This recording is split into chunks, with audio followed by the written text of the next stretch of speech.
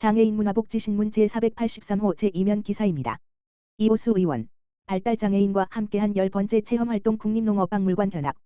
경기도의회 농정해양위원회 이호수 의원, 국민의힘, 수원구, 은 13일 수원시 광교장애인 주간보호시설과 이용인 및 지역 주민들과 함께 국립농업박물관을 방문해 전시 관람과 쿠키 만들기 등 문화체험 활동을 함께했다.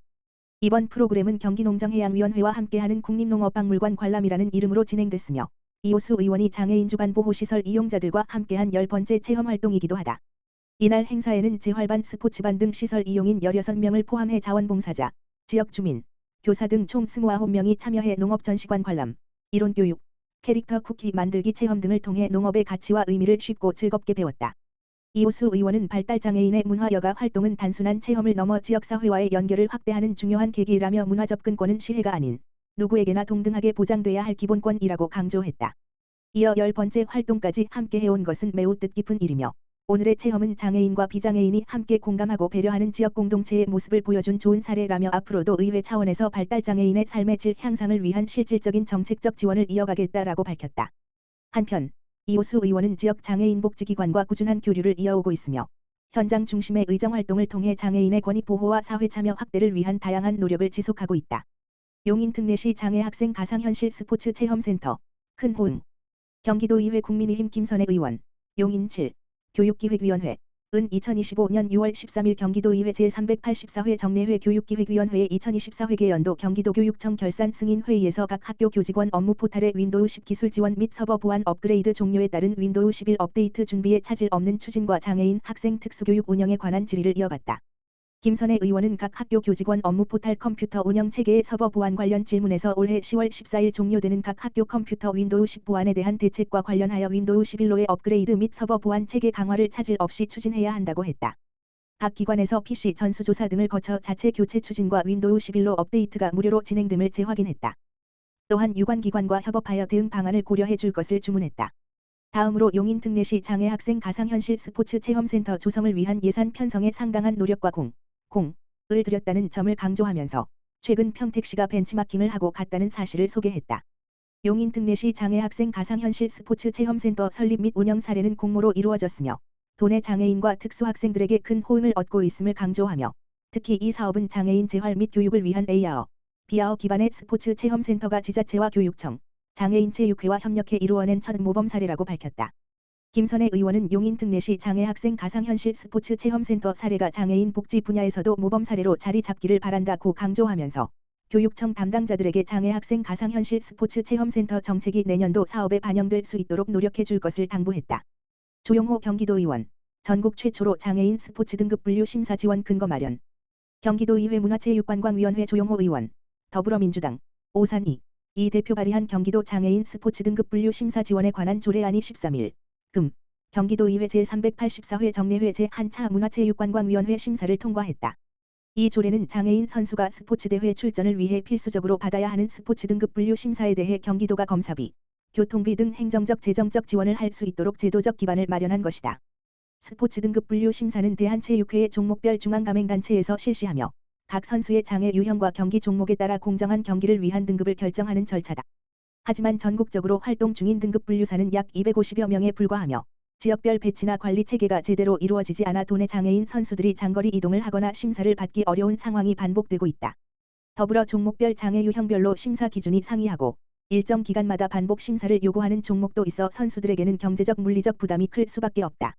조용호 의원은 장애인 선수들이 검사비와 이동 부담 때문에 기회를 포기하지 않도록 실질적인 지원이 필요하다며 이번 조례가 장애인 체육의 참여 기회를 넓히는 계기가 되길 바란다고 밝혔다. 한편 문화체육관광위원회 심사를 통과한 본 조례안은 오는 27일 제384회 정례회 제4차 본회의에서 처리될 예정이다. 김영희 의원, 장애인 교원 편의 지원 예산 집행률 5% 국가인권위 권고 무색. 경기도의회 문화체육관광위원회 조용호 의원, 더불어민주당, 오산 이 대표 발의한 경기도 장애인 스포츠 등급 분류 심사 지원에 관한 조례안이 13일 경기도의회 제384회 정례회 제1차 문화체육관광위원회 심사를 통과했다. 이 조례는 장애인 선수가 스포츠대회 출전을 위해 필수적으로 받아야 하는 스포츠 등급 분류 심사에 대해 경기도가 검사비, 교통비 등 행정적 재정적 지원을 할 수 있도록 제도적 기반을 마련한 것이다. 스포츠 등급 분류 심사는 대한체육회의 종목별 중앙가맹단체에서 실시하며 각 선수의 장애 유형과 경기 종목에 따라 공정한 경기를 위한 등급을 결정하는 절차다.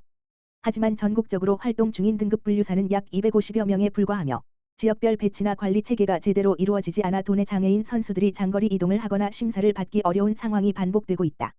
더불어 종목별 장애 유형별로 심사 기준이 상이하고 일정 기간마다 반복 심사를 요구하는 종목도 있어 선수들에게는 경제적 물리적 부담이 클 수밖에 없다. 조용호 의원은 장애인 선수들이 검사비와 이동 부담 때문에 기회를 포기하지 않도록 실질적인 지원이 필요하다며 이번 조례가 장애인 체육의 참여 기회를 넓히는 계기가 되길 바란다고 밝혔다. 한편 문화체육관광위원회 심사를 통과한 본 조례안은 오는 27일 제384회 정례회 제4차 본회의에서 처리될 예정이다. 최만식 의원, 도비 20억 투입된 발달재 활바우처 품질 수준은 낙제점.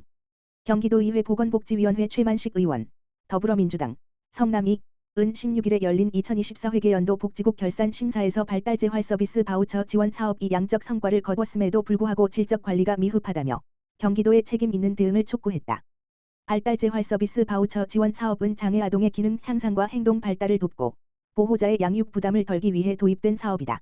만 18세 미만의 장애 아동에게 언어, 미술 음악, 행동 놀이 심리, 감각 운동 등 다양한 분야의 재활치료 서비스를 받을 수 있도록 월 20물결표 쌓인 25만 원 상당의 바우처가 지원된다.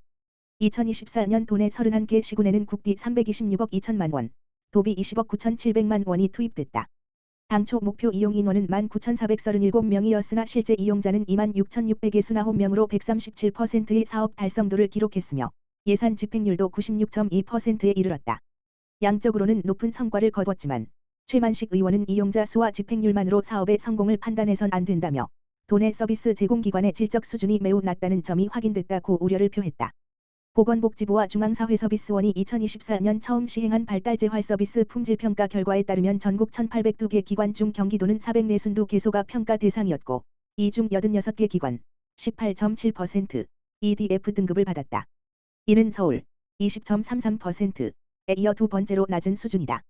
도내 시군 중 고양시 20곳, 화성시 10곳, 김포시 9곳, 수원시 7곳 등의 저등급 기관이 집중된 것으로 나타났다. 최 의원은 도내 많은 장애 아동들이 질적으로 취약한 기관에서 치료를 받고 있다는 점은 매우 심각한 문제라고 지적했다. 이어 20억 원의 도비가 투입된 사업임에도 불구하고 도는 시군에만 운영을 맡기고 정작 사전 관리와 사후 조치 모두 소홀히 했다고 비판했다. 특히 평가 결과를 담당 부서가 인지하지 못한 점에 대해서는 도저히 납득할 수 없는 일이라며 강하게 질타했다.